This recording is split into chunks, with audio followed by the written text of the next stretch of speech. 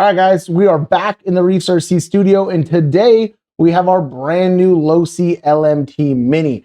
We've been bashing this thing around the back of the shop, through the shop, and having a ton of fun hitting the jumps with it, and it is a great truck.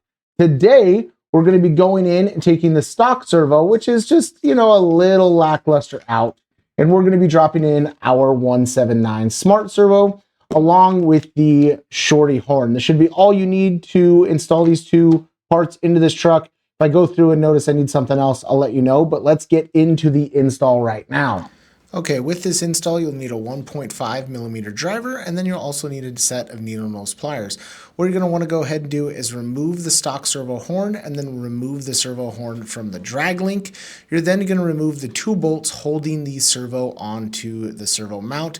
You'll disconnect the stock plug from the extension, and then you can go ahead and do that all in reverse. I recommend hooking up the servo with the two bolts. You're going to use the two center ears on the 179 micro to get that in. Connect the servo wire, then make sure everything is zeroed out on your remote so that way your truck will track straightly.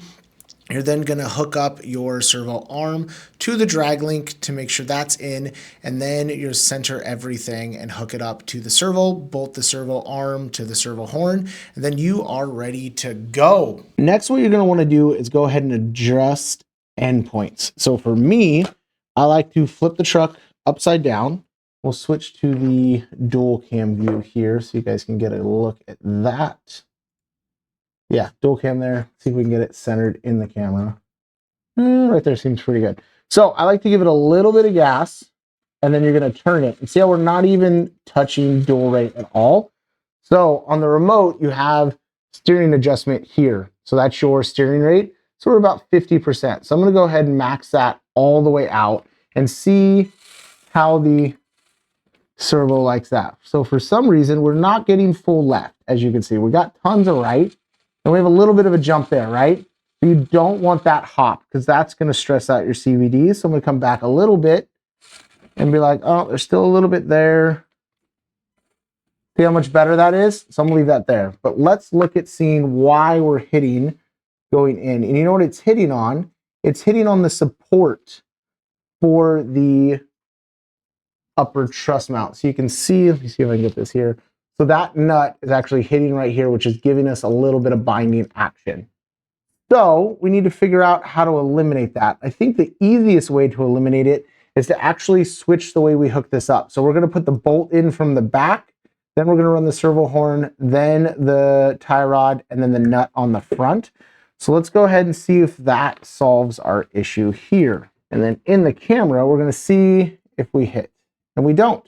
We just clear left and right. So now we have full throw without hitting that little center brace. So when you're installing this, make sure to bring the bolt in from the back side. You'll have the nut on the front side, and then you get much more steering throw than you had stock. Obviously, I need to bolt this up, but there we go. Let's go get some running video, guys.